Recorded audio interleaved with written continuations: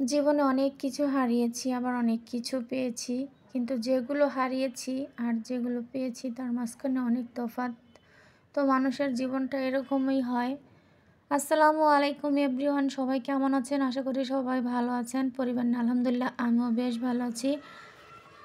কাছে দূরে যে যেখান থেকে আমার ভিডিওটি দেখছেন বা দেখবেন, সবার কাছে একটা অনুরোধ, আমার ভিডিওটা দেখার শুরুতেই একটা লাইক করে দিবেন। আপনাদের একটা লাইক, একটা কমেন্টে আমার ভিডিও বানাইতে অনেক বেশি আগ্রহ লাগবে। তো আজকে আমি রান্না করব গুঁড়া মাছ আর নিরামিষ। তো আমি তো প্রতিদিনই নিরামিষ রান্না করি, কারণ হাজব্যান্ড রুটি খায় এই কারণে। তো এই মাছগুলো অনেক একটা মজার মাছ, নামটা ঠিক মনে পড়তেছে না। তো এগুলো এত সকাল সকাল রান্না করবো, তো কালকে রাতের বেলা কাটায় নিয়ে আসছিল। দেখা যায় সকালবেলা এগুলো কাটতে কাটতে গ্যাস চলে যাবে। তারপর রান্নাটা শেষ করে এই তো এখন ওনার জন্য রুটি বানিয়ে নিচ্ছি। গ্যাস একদমই কমে গেছে, তো রুটিগুলো ভালো মতো ছেঁকাই হচ্ছে না। তারপরে তো রান্নাটা শেষ করে এখানে রেখে দিয়েছি। টেবিলগুলো পরিষ্কার করে আবার টেবিলে নিয়ে সাজিয়ে রাখবো। আর ফাঁকে দিয়ে এই পেঁয়াজগুলো একটু ভরে নিলাম। পেঁয়াজ আর হুল পাউডার নিয়ে আসলো। তো রান্নাঘর থেকে এসে এখন আমি বিছনাগুলো আগেই গুছিয়ে নিয়েছি অফ ক্যামেরায়। আর একটু ড্রেসিং টেবিলের কসমেটিকগুলো একটু ময়লা হয়ে গেছে, এটা একটু মুছে পরিষ্কার করে নিচ্ছি। কারণ এই জায়গাটা এত বেশি ময়লা হওয়ার কারণ হয়েছে আমার যে এইখানে একটা গ্লাস দরজাটা, এই গ্লাসটা তোমাদের ভাইয়া একদিন রাগ করে ভেঙে দিয়েছে, কিন্তু এখনও গ্লাসটা লাগাইতেছে না। আর আমিও ওনাকে এত বলিও না যে এটা লাগাও না কেন। আমার মানে মনটা অনেক বেশি খারাপ যে হাজব্যান্ডের এত রাগ, কী আর বলবো তোমাদের সাথে। তো যেমন রাগ তেমন ভালো আছে আলহামদুলিল্লাহ। ভালো মন্দ না থাকলে আর সংসার করা যায় না, এটাই বড় কথা। তো আমারও মনের রাগ থেকেই আর আমি এটা এখনও বলি না যে এটা কেন লাগিয়ে দাও না। আজকে লাগিয়ে দিবে এমন আছে, কালকে রাগ উঠলে আবার ভেঙে দিবে। এটাই আর কি আমার কপালে আছে। তো এই কারণে আর আমি জোর করি না। তো ওনার যখন মন চায় তখন লাগাবে, এই আর কি। তো এগুলো একটু মুছে মাঝে সুন্দর করে পরিষ্কার করে নিলাম। মাঝে মাঝে করতে হয় না, তো বাচ্চারা দেখা যায় গ্লাসে হাত দিয়ে আমার মেয়েটা নষ্ট করে ফেলে। এই তো চাদরটা একটু সাদা টাইপের, মানে ক্রিম কালার, ময়লা ধরলে খুব দেখা যায়। সেদিন মেয়েটা আনার খেয়ে এখানে দাগ টাগ ভরিয়ে নিয়েছে। তো উঠাবো ভাবছিলাম, কিন্তু হাতটা কাটা দিকে আর কি উঠাইতে পারতেছি না। তোমার ননদ সাহায্য করে ঠিক আছে, তো অনেকে তো আর এত কিছু বলা যাবে না যে আপু এটা আমার ধুয়ে দেন, আমার কাছে নিজের কাছেই খারাপ লাগবে। তারপর অনেক কিছু আমি বলি, তো নিজে থেকেই করে দেয় যেহেতু হাতটা কাটা। তো আলহামদুলিল্লাহ আলহামদুলিল্লাহ আমার ননদগুলো আসলে অনেক ভালো আছে। তো এখন আমি তো ঘর দুয়ারগুলো সুন্দর মতো ঝাড় দিয়ে পরিষ্কার করে নিচ্ছি। প্রতিদিন আমি ঘরগুলো ঝাড় দিয়ে মুছে নিই। এই ঘর দুয়ার ঝাড়া মোছা নিয়ে আমার অনেক অশান্তি হয়। মানে ওনার সামনে যদি আমি বেশি কাজ করি উনি বিরক্ত হয়ে যায়, এত কাজ আমি কেন করি এই আর কি।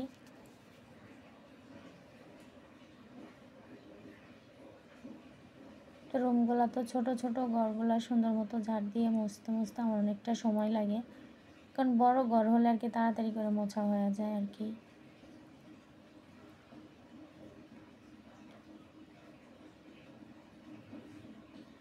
তো আমার রুমটা গুছিয়ে ঝাড় দিয়ে চলে এসেছি।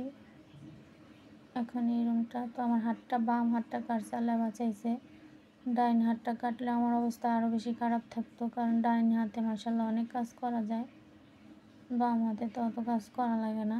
তারপরেও এক হাত ছাড়া আর এক হাত চলে না। তো আল্লাহ আমাদেরকে কত শান্তিতে রাখছে, কত মানুষের দুইটা হাত নাই, দুইটা পাও নাই, তারা যে কীভাবে আছে আল্লাহ পাকই ভালো জানে।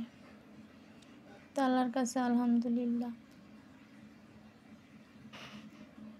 আর এই গোল জামাটা আমি বানিয়েছি, এটা তো মানে এই কাপড়ের পিছলা কাপড়ের মতো। তো এই জামাটা আমি এখন গরম দেখে আর কি পরতেছি। তো মাঝে মাঝে পরি, জামাটা কেমন লাগে তোমাদের কাছে অবশ্যই কমেন্টে জানাবে। আমার কাছে কিন্তু জামাটা অনেক বেশি ভালো লাগে, নেভি ব্লুর ভিতরে ছাপাটা। তো আমি দোনোটা রুম আমি সুন্দর মতো গোছগাছ করে ঝাড় দিয়ে নিয়েছি। তো ভাবছিলাম মেয়ের রুমটা পরিষ্কার করব, কিন্তু এখন 10টা বাজে, এখনও আমার মেয়েটা ঘুমাইতেছে। তো ওর ঘুম যখন নিজের থেকে না ভাঙে ততক্ষণে আর আমি ডাক দেই না, কারণ বিরক্ত করে ওর ঘুম পুরা না হলে। আর আজকে কয়েকদিন যাবৎ আমার মেয়েটা দেখা যায় আমার কাছে আর ঘুমায় না। আমার ননদ আসার পর থেকে ও আমার ননদের কাছে ঘুমায়। তো আমার ছেলে আর মেয়ে আর আমার ননদ ওই রুমটাতেই ঘুমায়। তো এই তো টেবিলটা পরিষ্কার করে খাবারটা গুছিয়ে এখন রেখে দিলাম। তো একটা সংসারে অনেক কাজ থাকে, সবগুলো আর সব শেয়ার করা সম্ভব না। আর ক্যামেরা অন করে কাজ করতে তো অনেক বেশি সময় লাগে। তো আমার হাজব্যান্ড মাঝে মাঝে এসে বলে, এখনও গোসল করো নাই, এখনও নামাজ পড়ো নাই, মানে চিল্লাচিল্লি করে। তো আমি আর ওনাকে বুঝাইতে পারি না যে আমি তো একটা চাকরি করি, সেই চাকরি তোমার চাকরিও করি, সেখানে চাকরির জন্য আর কি একটা হাজিরা জোগাড় করানোর জন্য আমার অনেক কষ্ট করতে হয়। তো এদিকে আবার ওনার 2টা প্যান্ট একটু ভিজিয়ে দিব। নামাজ পড়ে আসছিল সেদিন, প্যান্টটা পরে আবার বাজারে গেছিলো তো ময়লা হয়ে গেছে। এখন একটু ধুয়ে দিচ্ছি দোনোটা ট্রাউজার।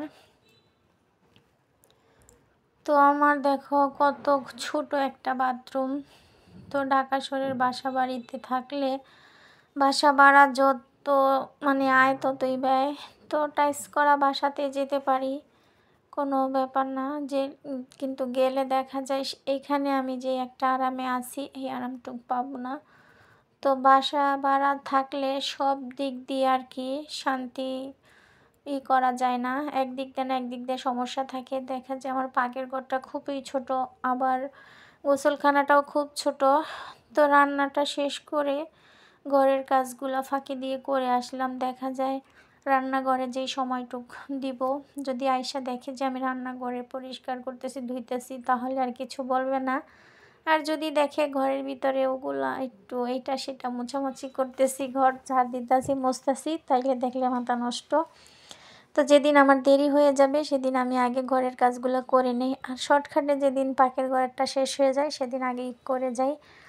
তো এক এক দিন এক এক রকমভাবে আমি কাজগুলো করে থাকি। আর এই তো আমার এই পাকের ঘরটার ভিতরে কিন্তু ওয়ালের ভিতরে কাগজগুলা আমি ওয়াল কলতগুলা পেরেক দিয়ে দিয়ে গাইরা নিছি, কারণ ওয়ালগুলা দেখতে একদম বিশ্রী দেখা যায়।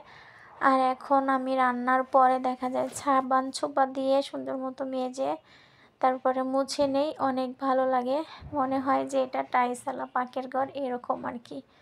তো পানির বেসিনটার এখানে দেখা যায় অনেকটা নিচু, তো পানির দোয়াটাও করলেই বাহিরে চলে আসে। তো তারপরও আমি অনেকটা উঁচু করে নিয়েছিলাম সিমেন্ট বালি দিয়ে, কিন্তু আমার বাড়িওয়ালাটা একটু অন্যরকম, কারেন্টের বা কোনো সমস্যা হলে আর কি উনি ঠিক করে দিতে চায় না, এটাই একটা ওনার অভ্যাস। আর বাসা ভাড়াটা আর কি অতিরিক্ত বাড়ায়, দেখা যায় বছরের ভিতরে 2বার বাড়ায় এই আর কি। তো তারপরও কেন পড়ে আছি এটা বলতে পারো, কিন্তু পড়ে আছি এই কারণেই আমি যে এখানে আমি ছাদ বাগান করেছি, তাছাড়া বাগানে আমি অনেক কিছু শুকাতে রোদ দিতে পারি, জামা কাপড় তোশক বালিশ এগুলো শুকাইতে পারি। তারপরে মেহমান টেহমান আসলে ওখানে বসে আড্ডা মারতে পারি। রুমগুলো ছোট হলেও আমার ওই জায়গাটা দিয়ে আর কি মেকআপ হয়ে যায়। তো সবাই বলে খুব খোলামেলা। আর অন্য বাসাতে দেখা যায় সব কিছু আটকানো একদম বাসার ভিতরে, থাকতে থাকতে আর কি ব্রয়লার মুরগি হয়ে যাওয়া লাগে। এই কারণে আমার কাছে এই বাসাটাই ভালো লাগে। আর বিশেষ করে অনেক সমস্যাই আছে সম্মুখীন কারণে আর কি হয় না পাল্টানো। আমার হাজব্যান্ড বাসা পাল্টানো তেমন একটা পছন্দ করে না। তো আলহামদুলিল্লাহ তোমাদের দোয়ায় আমার ভিডিও যারা দেখো, আমার ঘরে কিন্তু আলহামদুলিল্লাহ অনেক মাল সামানা আছে। তো এগুলা গোছাতে গোছাতে দেখা যায় অনেকটাই আমার জামাই বিরক্ত হয়ে যাবে। যেমন সেদিন আমার মাঝখানের রুমের সোফাটা আমি এই রুমে আনছি, মানে মানে এক রুমের সোফা অন্য রুমে নিয়ে আসছি। তো এই কারণে আর কি ফ্রিজটা খুলতে পারতেছিলাম না। তারপরে রাগে মাগে ফায়ার হয়ে নিচে চলে গেছে। আমার ননদ বলে, ভাবি আমি আর তুমি গোছায় নেই, কথা বইলো না। তো চুপচাপ ননদকে নিয়ে গুছিয়েছি। তারপরে আবার কিছুক্ষণ পরে নিচে বসে থেকে আয়সা তারপরে আবার নিজের মাথায় বুদ্ধি বের করে ফ্রিজটা মাঝখানে রেখেছে, ওয়ারড্রপটা সাইডে রেখেছে। এখন ফ্রিজের পুরো দরজাটাই খোলা যায়। তো কত সমস্যার সম্মুখীন যে একটা মহিলা মানুষ পুরুষের সাথে নিয়ে দিন কাটায় তারাই ভালো বোঝে। কথা বলতে বলতে তোমাদের সাথে দেখো পাখির ঘরে যে কতগুলো রান্নার থালা বাসন কড়াই তাওয়া ছিল, এগুলো এখন এক এক করে ধুয়ে নিচ্ছি। তো আমি কিন্তু সোফাগুলো দিয়ে আগে মেজে নেই, মানে লাল সাবান দিয়ে আর স্টিলের সোপা দিয়ে আগে মাজি কড়াইগুলা। তারপরে দেখা যায় আবার একটু ধুয়ে আবার ভিম সাবান দিয়ে জালি দিয়ে আবার আরেকটা মাজা দিই, তাহলে দেখা যায় এত সুন্দর ফকফকা হয় কি আর বলবো। তো কড়াইয়ের ভিতরটাতে কালো আমি এই কারণে রাখি, আমার কাছে ভিতরে কালো থাকলে ভালো লাগে। আর বাহির সাইডটাতে কিন্তু আমার কড়াইগুলো অনেক সুন্দর ঝকঝকে আর কি, তো এই কারণে আমার কাছে ভালো লাগে। তার সাইডগুলো দিয়েও আমি সুন্দর পরিষ্কার রাখি, শুধু ভিতরটা দিয়ে আর কি কালো। তো ভিতরটা দিয়ে কালো রাখার কারণ একটাই, কারণ ভিতরে দেখা যায় মানে তেলের একটা দাগ বয়ে যায়, ওই দাগটা উঠতে চায় না, তো এই কারণে কালো থাকলে আর কি ভালো দেখা যায়। তো তোমাদের কার কার কাছে এরকমটা লাগে আমাকে অবশ্যই কমেন্টে জানাবে আমার আপুরা। তো দেখো বেসিংটা কিন্তু অনেক ছোট, তো আমার পাকের ঘরের সম্পূর্ণ কাজগুলো সুন্দর মতো করে ধোয়া পাকলি করে নিয়েছি। এখন আমি জায়গার জিনিসগুলো জায়গায় সুন্দর মতো গুছিয়ে নিব। তো দেখো তোমাদের সাথে তো বললাম এখানে একটা মানুষই চলাচল করতে পারে, দুইজন মানুষ তো কোনোভাবেই চলাচল করতে পারবে না, এত ছোট পাকের ঘরটা। তারপরে আমার পাকের ঘরের কাজগুলো সুন্দর মতো হয়ে গেছে।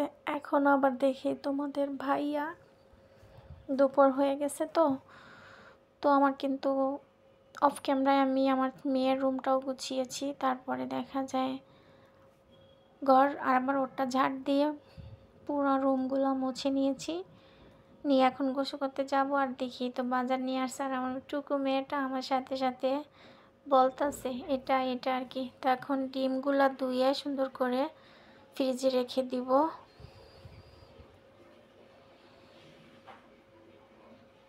তো আমি তো কেসের ভিতরে রাখি না, এই দরজাটার ভিতরে এই ডিমগুলো রেখে দেই।